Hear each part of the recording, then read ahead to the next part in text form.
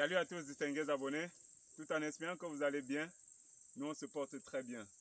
Devenir apiculteur ne s'improvise pas, mais il est utile d'acquérir un minimum de connaissances. Alors, aujourd'hui là, nous allons vous parler de 5 erreurs que nous avons constatées dans ce rucher. En fait, nous avons été contactés par une de nos abonnés qui vit à l'étranger et qui nous a demandé de venir diagnostiquer le rucher qu'elle a installé dans sa parcelle ici au Cameroun. Alors, on arrive et honnêtement, le constat, il est alarmant. C'est une catastrophe, je vais dire ça comme ça. C'est vraiment une catastrophe. Pourquoi? Parce que rien n'a été respecté dans ce rucher. Absolument rien n'a été respecté. Alors, on identifie 5 problèmes. Le premier problème ici, c'est quoi? C'est la densité. Voilà, nous sommes dans un rucher, comme vous pouvez le constater. Il y a au moins 75 ruches installées ici, comme vous pouvez le voir. 75 ruches au même endroit, dans un nouveau site. Dans un nouveau site, c'est pas bon du tout. J'ai l'habitude de vous le dire, lorsque vous voulez démarrer en apiculture, dans un nouvel environnement où il n'y a pas encore d'apiculteurs dans les environs, le maximum que je peux vous conseiller, c'est 10 ruches. Alors, qu'est-ce qu'elle aurait pu faire avec ces 75 ruches? La superficie est grande, au moins 5 hectares. 40 hectares, merci. Le technicien sur place nous parle de 40 hectares. Il y a au moins 40 hectares. On aurait pu tout simplement créer des petits ruchers de 10 ruches. On m'a dit qu'on a pratiquement construit près de 100 ruches, le reste est encore au campement. Vous voyez qu'on aurait dû, sur les 40 hectares, créer 10 ruchers sur les 40 hectares. Là, on est certain, non seulement pourquoi créer 10, pourquoi? Parce que la superficie, elle est grande. En créant 10 points différents, cela augmente d'abord les chances pour capter les différents essaims d'abeilles dans la nature.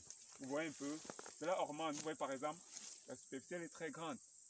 En créant différents sites, on augmente déjà la chance de capter facilement les essaims dans cet environnement.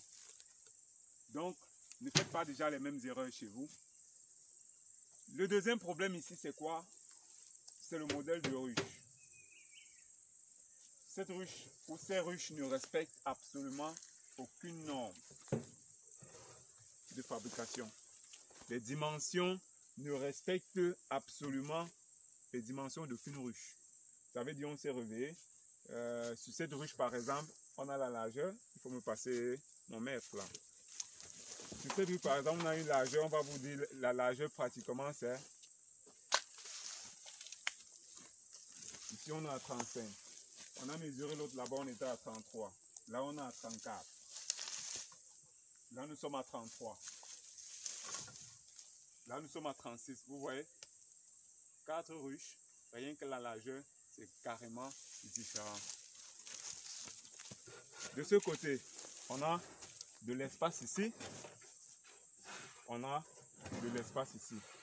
On aurait pu tout simplement reculer ce côté-ci jusqu'au niveau de la bordure pour évaluer toute la largeur qui reste là et la diminuer tout simplement. La hauteur, on met ça, la toiture. Regardez la toiture, très mal conçue. Pour augmenter le tout, il n'y a pas de barrette, il n'y a pas de cadre. Voilà, c'est vite. Ça veut dire quoi? Les abeilles, si jamais la ruche est même colonisée, les abeilles vont tout simplement venir construire les rayons de cire sur la toiture. Le suivi, on va faire le suivi comment? Ça va être extrêmement compliqué de faire le suivi. Par la suite, on n'a pas appâté la ruche. On n'a pas utilisé la scie, on a utilisé, j'ai l'impression que c'est de l'huile de palme avec de la cendre, quelque chose comme ça, qui n'a pas d'odeur. La farine de manioc. On a utilisé la farine de manioc. Sauf que l'odeur ne dure pas parce que moi je ne ressens rien, absolument rien. Si moi je ne ressens rien, l'abeille elle alors elle ne va rien sentir. Donc c'est assez difficile. Ça, c'est la deuxième des choses. La ruche est très mal construite, ou les ruches sont extrêmement mal construites. Le troisième problème ici, c'est quoi? C'est la disposition, l'orientation. On construit les ruches et on met le trou d'envol face à face. Ça, c'est une disposition catégoriquement interdite. C'est pas bon. Parce que si les deux ruches sont colonisées, par exemple, si les deux ruches sont colonisées, toi, l'apiculteur, tu travailles comment? Tu te places où? Parce qu'en fait, l'espace-ci est censé être utilisé pour se déplacer, nettoyer et autres. Mais si les deux sont face à face, je défriche comment? Si je me rapproche comme ça, je suis devant le trou d'entrée. Je nuis déjà à celle-ci. Si je me recule un peu d'un seul pas, je nuis déjà à celle-ci. Donc cette disposition est vraiment mauvaise. Il faut changer tout ça. Ça, c'est la troisième des choses. Voilà le trou d'entrée, les trous d'envol.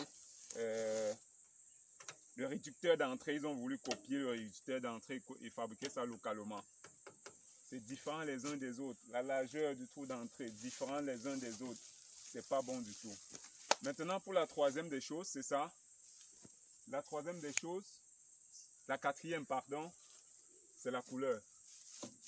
Vous voyez qu'on n'a que la couleur verte et le bois qu'on n'a pas peint en fait, tout simplement. Pour une densité aussi élevée, il fallait au moins 4 couleurs différentes. Pourquoi? Parce que ces deux ruches sont au même endroit, ou même ces 3 ruches sont au même endroit. Comment est-ce que les abeilles vont facilement identifier les ruches par rapport aux autres abeilles? Oui, c'est là.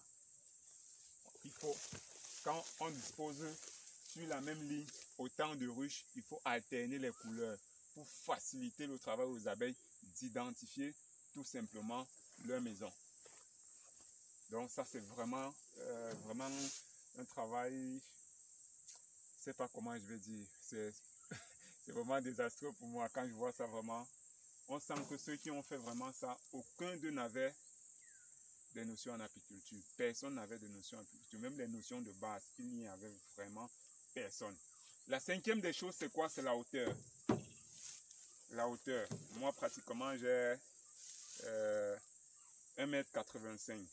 C'est très haut pour moi. Monsieur Njifo, tu peux venir voir. Toi, par exemple, qui est censé être au rucher, tu viens te placer, toi, tu vas voir que c'est très haut pour toi. Tu vois? Si tu veux travailler, on suppose même qu'il y a déjà des barrettes. Si tu veux soulever la barrette, tu vas soulever comment? Et regarder comme ça. Tu vois que la disposition n'est pas bonne. Pour ta hauteur, on aurait dû réduire cette hauteur à au moins 50 cm, tout simplement. Là, en considérant la hauteur de la ruche qui est de 30 à 32 cm, on se retrouve dans les 80. Toi, tu as au moins 1,50 m. Ça veut dire que tu vas toujours travailler aisément. Tu vas soulever, que ce soit les cadres ou les barrettes, les consulter, vérifier, contrôler la ruche sans te fatiguer. Mais à ce niveau, si tu soulèves barrette, tu vas mettre au ciel comme ça pour que la barrette sorte entièrement. Tu vas mettre au ciel et regarder le ciel.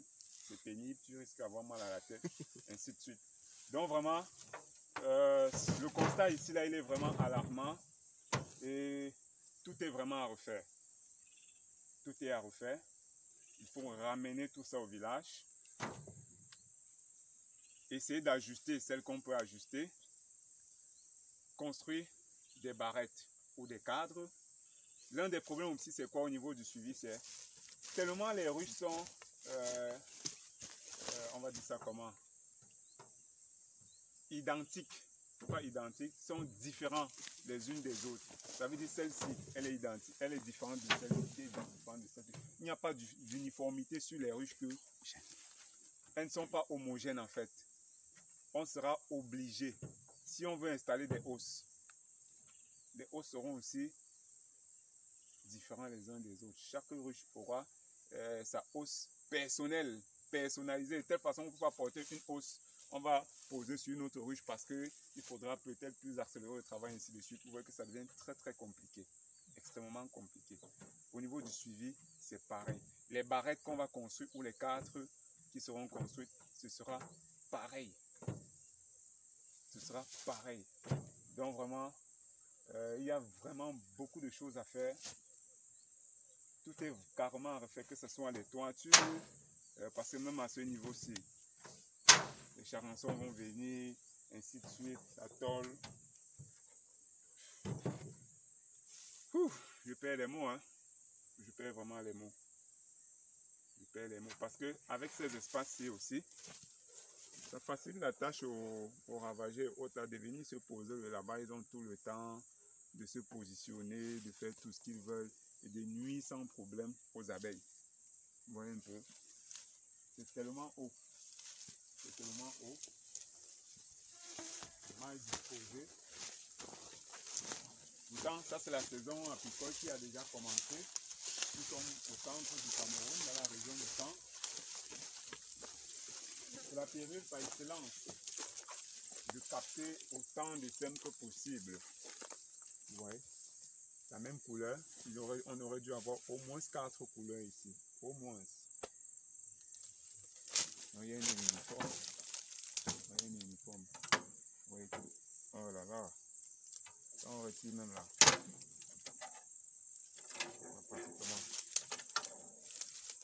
Ça c'est le trou du rat, ça. Ça c'est le trou du rat, ça. Tout le monde peut entrer. La hauteur, 1 cm. La hauteur, 1 cm. Maintenant, le réducteur d'entrée permet juste de contrôler les niveaux des entrées-sorties en fonction du nombre de la colonie, tout simplement. Mais là, même le serpent peut entrer, le rat, la souris, ils entrent facilement. Il n'y a rien qui peut les empêcher de ne pas entrer. Pourtant, ce n'est pas le but. Lorsqu'on construit là, la hauteur, c'est juste 1 cm. Et puis la longueur peut varier, il n'y a pas de souci. Mais là, c'est très grand. Donc tout est vraiment à refaire. Il va falloir ramener tout ça au village, actualiser celles qu'on peut, ajuster celles qu'on peut ajuster, mais on ne va pas utiliser tout ça. Maintenant, redispatcher tout ça. 40 hectares, c'est très grand. C'est même énorme pour les 100 ruches. On va créer seulement 10 points où on va nettoyer 10 endroits comme ça et disposer par point 10 ruches pour être certain qu'on a le max de chances de capter les SM. Donc voilà, par exemple, on va aller sur l'exemple de la ruche qui avait été construite, qui avait été achetée par la promotrice pour faire de l'apiculture. La ruche a été colonisée.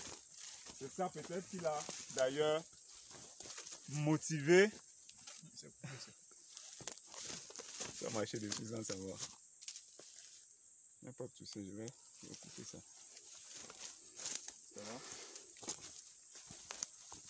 Donc c'est ça qui l'a motivé donc, à faire de l'apiculture.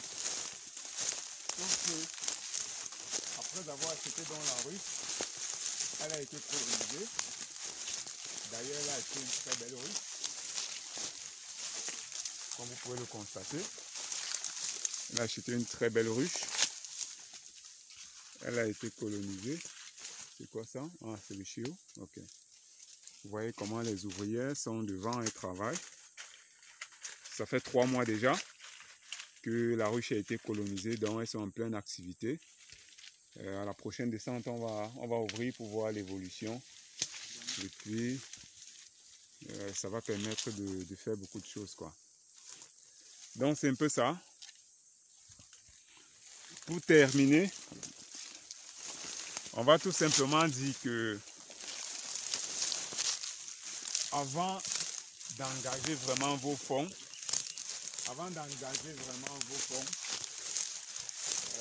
prenez de la peine à consulter les professionnels du métier. Pourquoi? Parce que vous voyez, beaucoup pensent que la consultation ou payer un ingénieur, ça coûte cher. Imaginez-vous le temps, l'argent, les ressources qu'on a dû perdre pour installer ceci. Imaginez qu'on se pratiquement 100 ruches et qu'au final, après l'installation, tout ça n'a servi à rien. C'est énorme. Donc, chaque fois que vous voulez vraiment investir, rassurez-vous, faites des recherches, rassurez-vous que si vous n'avez pas la compétence vous-même, rassurez-vous que avant d'investir votre argent, vous êtes accompagné par les experts du domaine. Ça ne coûte pas cher, la preuve. Voilà. On a perdu beaucoup d'argent en faisant ceci, parce que là, ça ne sert à rien. Sur les sandwichs, rien n'est colonisé. Absolument aucune. Et on est certain que, même à ce niveau-ci, ça avait beaucoup de chance, si on laisse ça comme ça, un an après, ça avait beaucoup de chances qu'il y aura au moins quelques colonies à l'intérieur. Même s'il y a des colonies à l'intérieur, on ne pourra pas faire grand-chose parce que le suivi sera vraiment difficile. Extrêmement difficile même. Donc vraiment, si vous êtes nouveau sur la chaîne, n'hésitez pas de vous abonner, n'hésitez pas de commenter, de partager, de liker. Partagez la vidéo dans vos différentes plateformes afin que d'autres puissent écouter cette vidéo, écouter le message que nous partageons avec vous à travers cette vidéo et de ne pas commettre les mêmes erreurs. Parce que moi, personnellement, quand je vois ça, j'ai très mal. J'ai très mal. Les temps sont devenus très difficiles. Avec le coronavirus, on a compris que la vie devient de plus en plus difficile. Et si on a réussi à gagner un peu d'argent, à faire un peu d'économie pour investir et multiplier cet argent, on ne doit pas s'amuser à investir n'importe comment. Donc vraiment, faites l'effort, faites appel aux experts chaque fois que vous voulez vous lancer dans une activité quelconque. Donc on se dit à très bientôt pour une nouvelle vidéo et un nouveau partage. On va continuer à faire le tour là et puis on va voir ce qu'il y a lieu de faire, comment on va agir de façon pratique pour redonner une autre image à ce rucher quoi. Donc à très bientôt.